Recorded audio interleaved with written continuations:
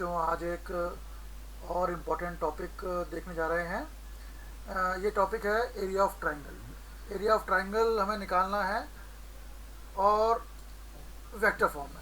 हमारे कोर्स में वेक्टर्स हैं, तो वेक्टर फॉर्म में हमें एरिया ऑफ ट्रायंगल निकालना है। अब देखिए, एरिया ऑफ ट्रायंगल के आपने कई फॉर्मूले पढ़े हुए हैं। सबसे पहला फॉर्मूला जो शायद आपने पढ़ा था एरिया ऑफ ट्रायंगल का, वो था half base into altitude, 1/2 b into h. और कुछ भी फॉर्मूले पढ़े हुए हैं आपने, ये देखिए क्लास पढ़ा था 10th में आपने।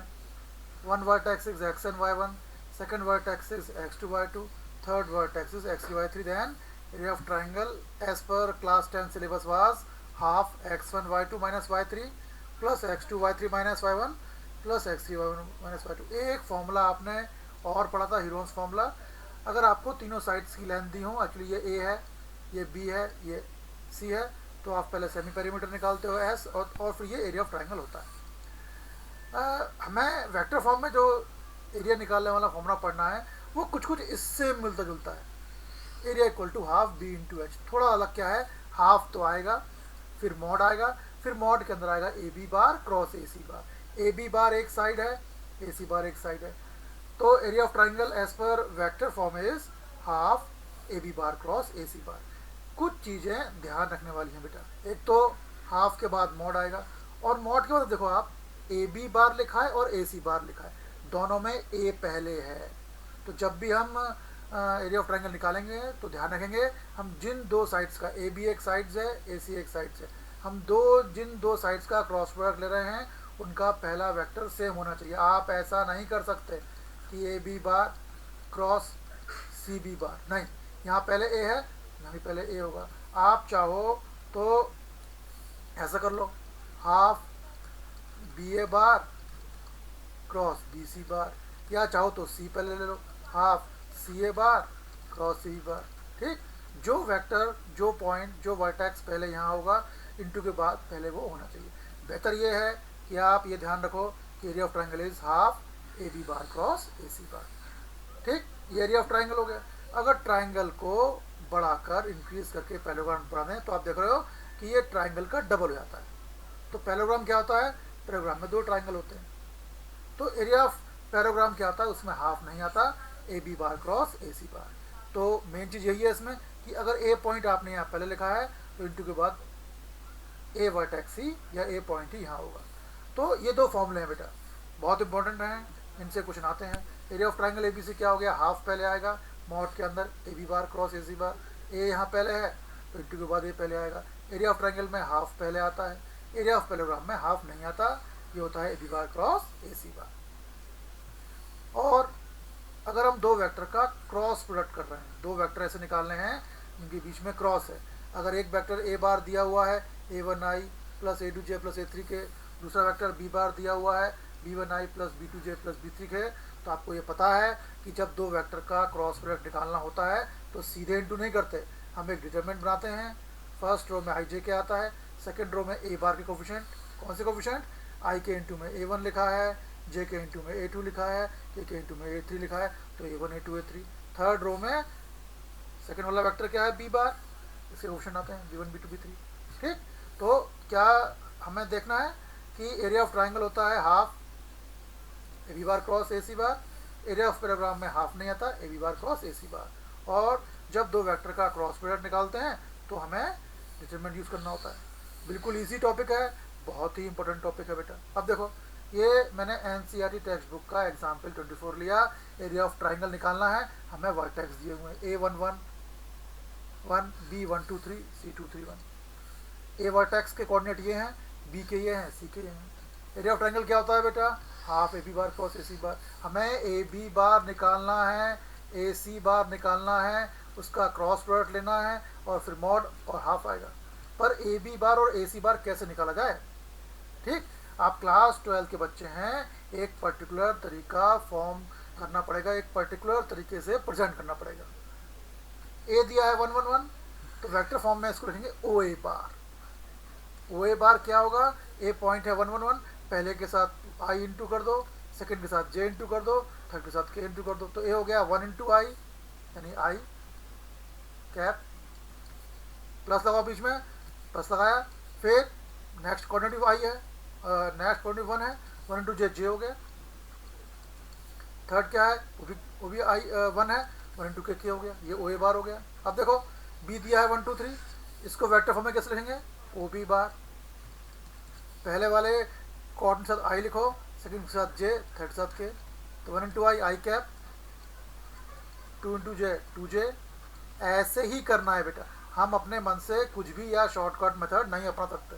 हमें ए दिया है 1 1 1, ओ ए बार हो गया 1 आई 1 जे 1 के। बी दिया है 1 2 3, ओ बी बार हो गया 1 आई 2 जे 3 के। सिमिलरली सी दिया है 2 3 1, ओ सी बार हो गया 2 आई कैप प्लस 3 जे कैप प्लस के कैप। क्या किया मैंने, पहले वाले कोऑर्डिनेट के साथ आई इंटू किया, सेकंड के साथ जे, थर्ड के साथ के, निकल गए ओ A bar, O B bar, O C bar. But फॉर्मूले में तो हमें ए बी और ए सी चाहिए, तो ए बी बार निकालो।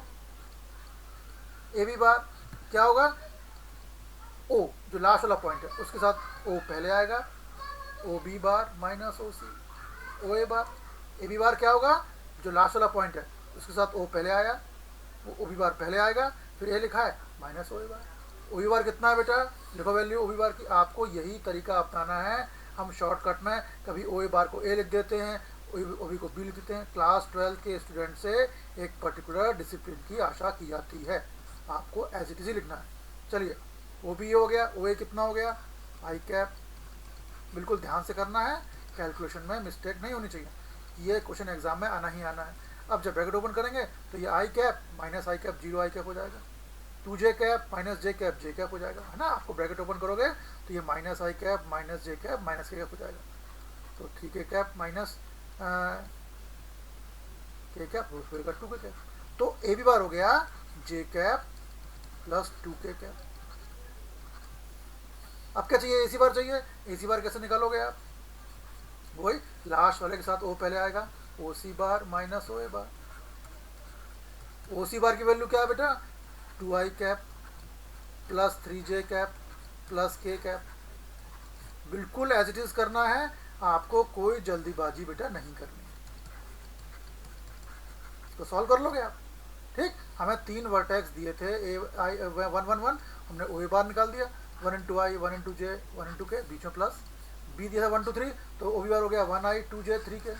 सी दिया है 2 3 1, तो ओ सी बार हो गया 2 आई 3 जे के, बीच में प्लस आ गया। बट हमें ओ ए ओ बी ओ सी क्यों चाहिए थे, फॉर्मूले में तो ए बी और ए सी है। तो ए बी बार निकालने में ओ बी और ओ ए यूज होंगे। कैसे होंगे ए बी बार, लास्ट वाले के साथ ओ पहले आएगा, O B bar minus O A bar, O B बार और ओ ए बार को माइनस किया, आंसर आया, वो क्या हो गया, ओ ए बी बार।